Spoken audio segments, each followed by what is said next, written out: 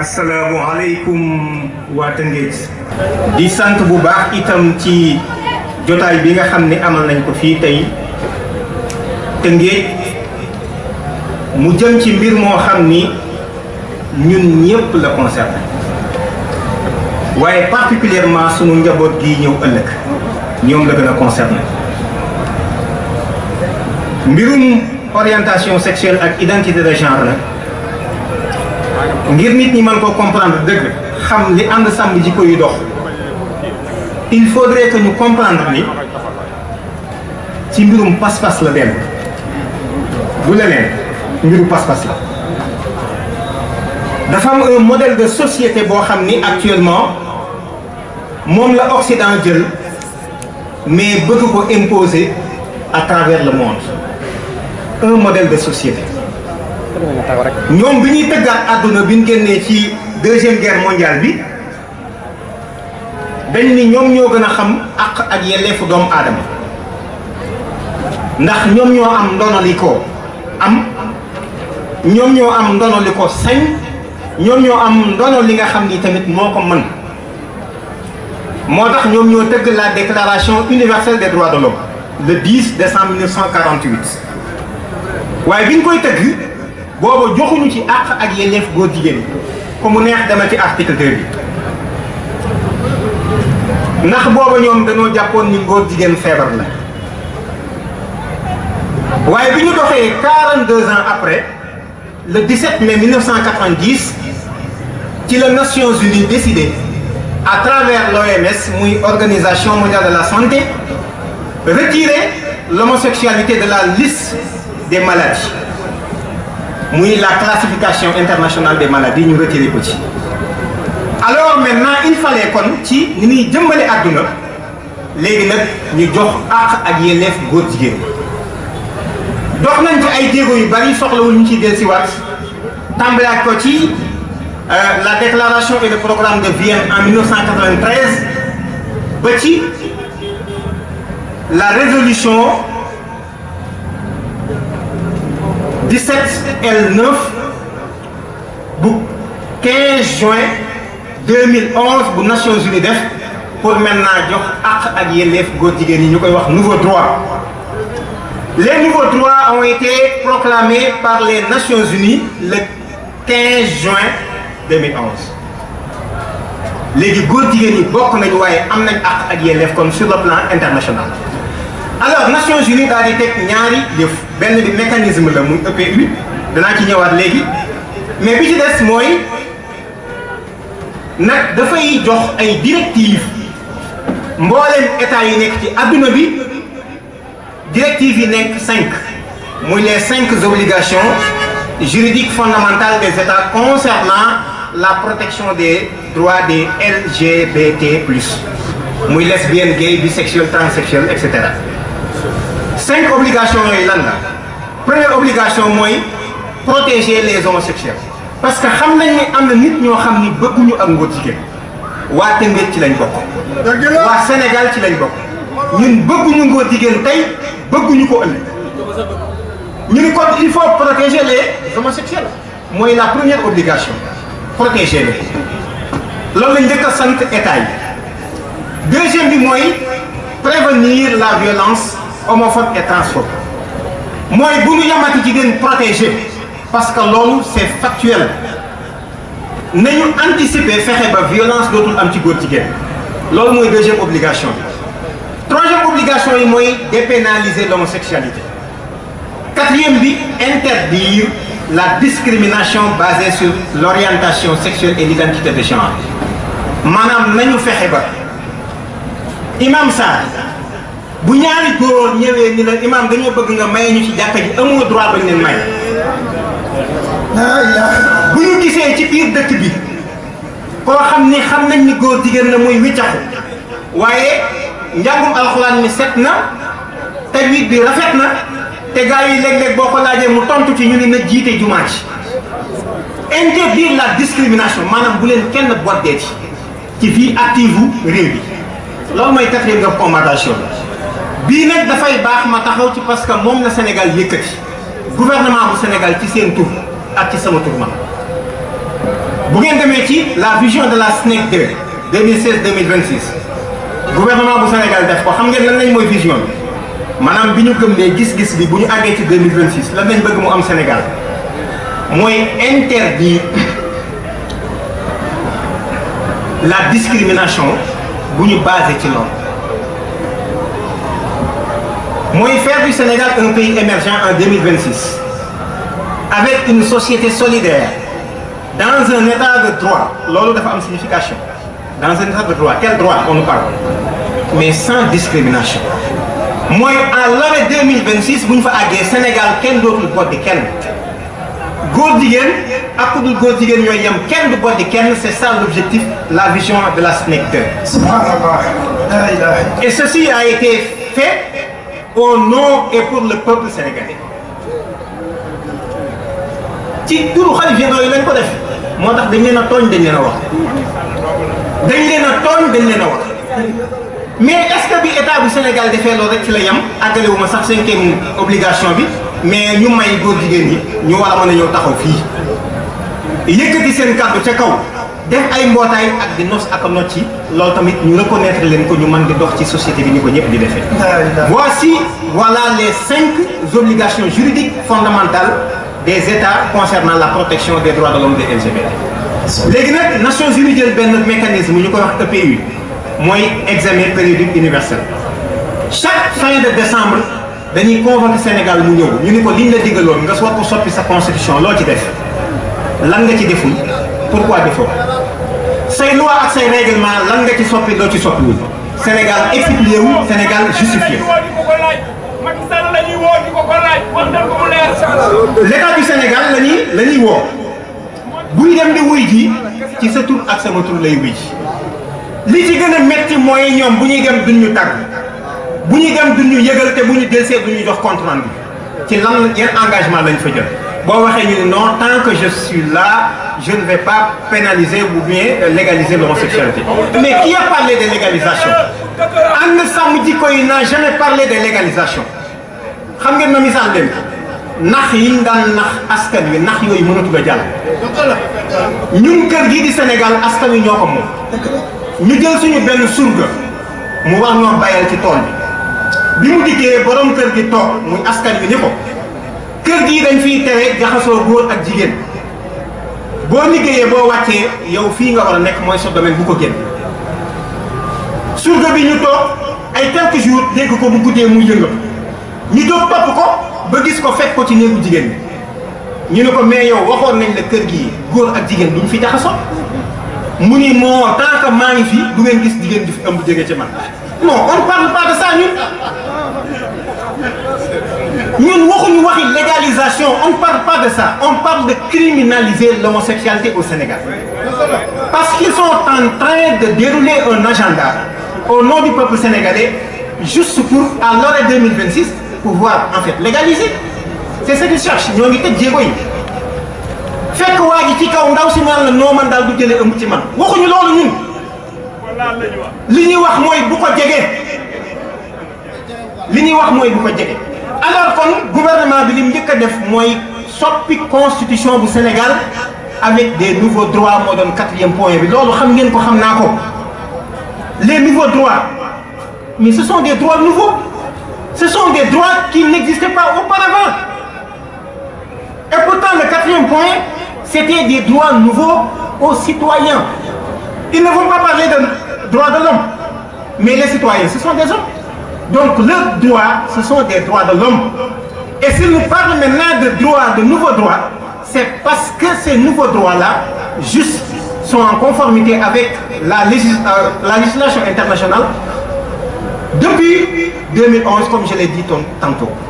donc loolu moom mooy jafe-jafe bi ndax nañ Sénégalais ba dugal leen ci nouveau droit yii moo tax référendum bi article 25 constitution lan la wax tout citoyen mooy yéen waa Tëngéej ak man nii ñun waa Sénégal tout citoyen amul kuñ ci génne est tenu de respecter scrupuleusement la constitution les lois et règlements notamment d'accomplir ses devoirs civiques et de respecter les droits d'autrui mais qui est autrui les droits d'autrui keneen ki mooy kan bépp sénégalais ñu ni danaan tegoo te nangu li constitution bi wax loi yi ak règlement yi def li war digganteem ak askan wi te nangul keneen ki àqam ak yelleef keneen ki mooy kan mais keneen ki mooy kan loolu nag moo fi dul am parce que loolu dañoo trahir askan wi war askan wi mais bu ñu ko waxoon mu leer askan wi duñ ci ànd alors lii lañu def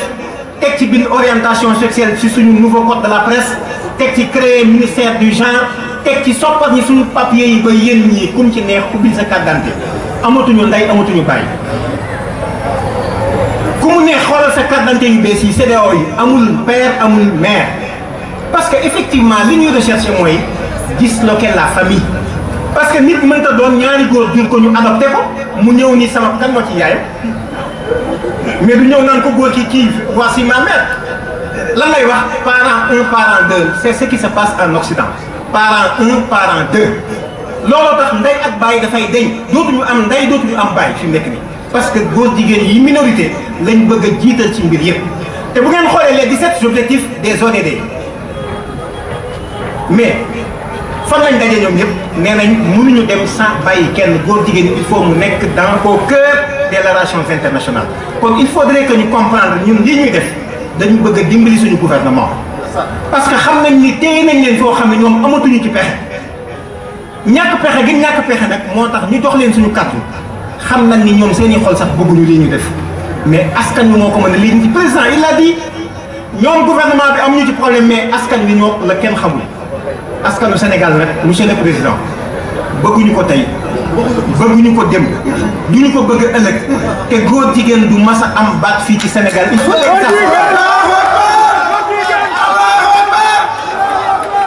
góor jigéen du fi am. góor jigéen du fi am. góor jigéen du fi am. góor jigéen loolu il faudrait que ñu xam ko ñoom ñu ñu jox suñu kàddu nañ ko xam mais Nations Unies nañ ko xam yàlla moo bind kaw ñi bi yàlla moo wuutale ñun amul benn africain bu xalaat dem France ni leen seen loi bi ngeen def ci nit kenn du fi am ñaari jigéen dindi leen ko ñaari soxna jabar dindi leen ko ñun xalaatuñ ko et pourtant bu ñu dund ci ñoom dañ koy respecté pourquoi muy ñu nangul ñun suñu souveraineté ñu exercer ko selon notre volonté lan moo war ba tey il y a des pays yoo xam ne si mais dañuy rey góor jigéen dañuy rey góor jigéen benn Arabie Saoudite par exemple le Qatar par exemple mais du ngeen dégg ñu wax leen dara parce que ñooñu am nañ xaalis kon ñun lañu yàpp ñun sénégalais yi mais dama ne Qatar fi mu ne bu demee Europe fu mu fëgg ñu ubbil ko bunt parce que yor na xaalisam te pourtant góor jigéen bu ñu fa jàpp da leen exécuté alors ñun ñu bëgg ñu ne yéen sénégalais amu leen droit boobu parce que gisaluñu dara wala dañuy jàpp ñu dañuy ndóol ma ne ñun tamit wax ji am nañ ci responsabilité taxawaay bi am nañ ci responsabilité mais dama ni nañu changer les rapports là ñoom peuple souverain lañu mais ñun aussi peuple souverain la fi may daaneele sama kàddu nag mooy gis nañ ni président en 2013 su ma juumul dem na ci benn dëkk Sokone wax ni sàccum jur gi dafa bari léegi li may def mooy wut loi bu koy criminaliser te moom mooy surga bi ci réew mi askanu Sénégal ñooy kilifa moom bi mu bëggee am loi pour criminaliser le vol de bétail président avant 1 an def na ko 2014 la ko def ñu doxaat tuuti am ay mbootaay yu jóg ci société civile bi notamment ay jigéen porte benn combat ni dañuy défendre jigéen ñi viol waratu la am nañ ko criminaliser bi ñu demee gisee président ni leen li ngeen bëgg danañ ko am te ñooñu matuñu ñaar fukk ci réew mi tey askanu Sénégal sëñ Babacar Sy Mansour bind signé sëñ Mountakha Mbacké bind signé sëñ Abdourahim Seck bind signé Cheikh Al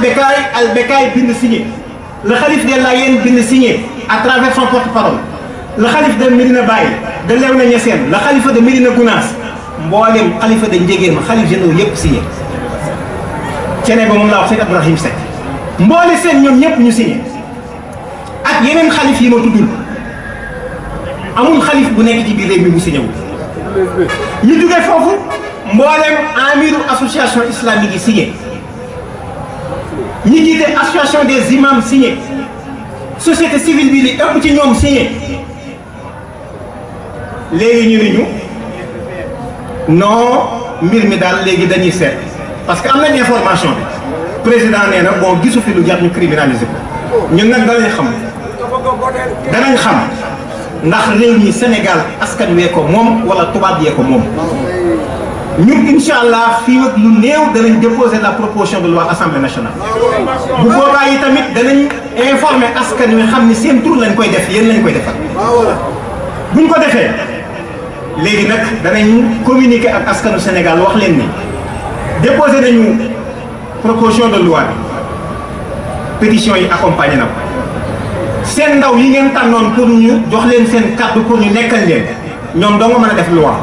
jox nañ leen ko ñoom député yi léegi nag yéen député yi ñoo ngi leen di xool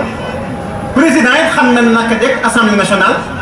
assemblée président lay doon yow it on vous a à l'œil ñoo ngi lay xool waaye beneen bi ci des it mënuñu ñu discréditer ñu wax ak ñoom ba noppi ñu génn naan non président nee na du ko mës a légaliser légalisation mooy lan jël benn loi daal ni ñaari góor yu consentant te majeur ndax bu ñu majeurul xam nga pédophilie day dugg te majeur sañ nañoo sëy mais loolu ku ko def fii Sénégal à la minute laa la wax koo mën a doon ñu fekk la fa nga nekk def ko mais loolu kenn xalaatu ko ci réew mi mais li ñu wax ñun mooy dañoo bëgg a protéger réew mi benn parce que ñun ñi fi nekk ñëpp am nañ jaaxle ci suñu njaboot ëllëg est-ce que doo jékki-jékki li ma benn enseignant wax fële ci guddi bi ni ma bis bu ma sama góom bu góor ñëwee ni ma papa kii laa bëgg a takk nee na damay def cant bu rëy woo nit ñëpp ñu sant le ma yàlla ndax maa ngi tiit mu jàpp sama loxo jàpp ci loxo góor ni ma papa kii lay bëgg a def mais ñun ñëpp na suñu xel li tiit fi mu nekk nii ce qui se passe dans le monde ñun ñëpp gis nañ ko mais loolu bëgguñu mu am fii Sénégal te bu ñu seetaanee bu ñu farluwul ni ñu def ba tey Sénégal ñu daganal fi jaay sangara au nom du peuple sénégalais ni ñu def ba Sénégal ñu daganal fi njaaloo lu extrêmement grave la ku ci dem ci bàmmeel da nga xam lii may wax lan la mën nga ci bañ a xam dara fii mais c'est au nom du peuple sénégalais que c'est possible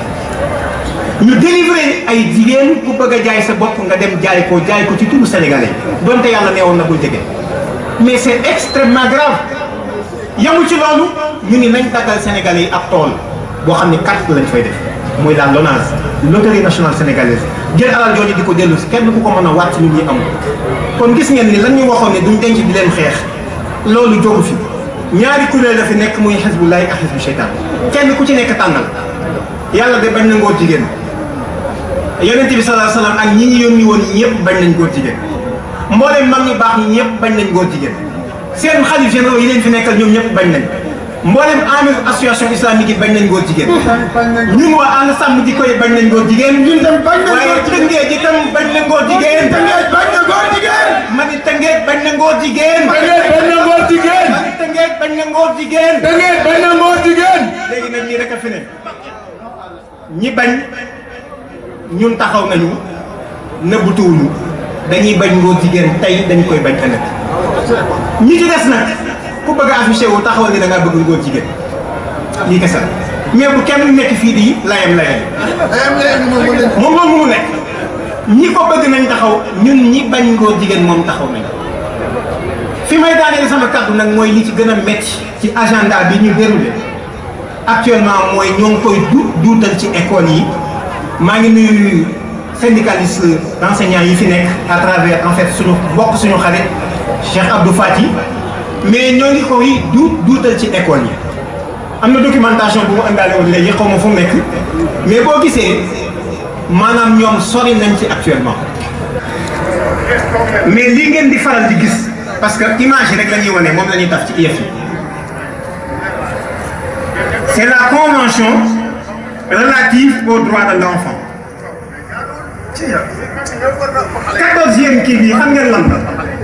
les enfants ont le droit d'avoir leur propre pensée, opinion et religion.